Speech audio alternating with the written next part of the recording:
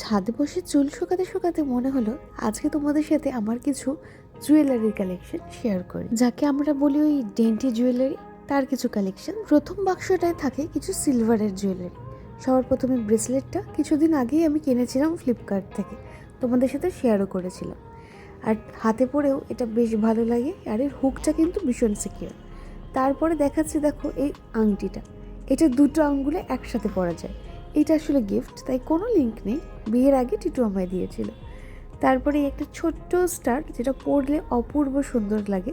আমি আমার অ্যানিভার্সারির দিন রাত্রের অনুষ্ঠানে এটা পরেছিলাম, অনেকেই হয়তো দেখেছো, না দেখে থাকলে ব্লগটা গিয়ে দেখে আসতে পারো। আর এই বাক্সতে রয়েছে আরও বেশ কিছু কানের, চলো ঝটপট দেখে নিই।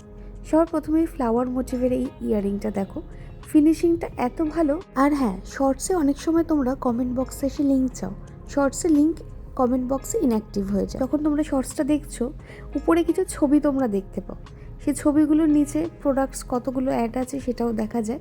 সেখানে টাচ করলে তোমরা প্রোডাক্ট লিঙ্ক অটোমেটিক পেয়ে যাবে। আর যদি কোনো শর্টসের উপরে কোনো ছবি না থাকে, তার মানে সেই প্রোডাক্টটা ধরে নিতে হবে আউট অফ স্টক। আচ্ছা, এই কানেরগুলো কীরকম দেখো, এই কানেরগুলো প্রচুর মাঝে ট্রেন্ডিং হয়েছিল। আর এইটা হচ্ছে গিফট, যখন আমি জুয়েলারির ভিডিও করতাম তখন আমাকে সেখান থেকে দিয়েছিল। বাকি জুয়েলারিগুলো তোলা রইল পরের পার্টের জন্য। বাই।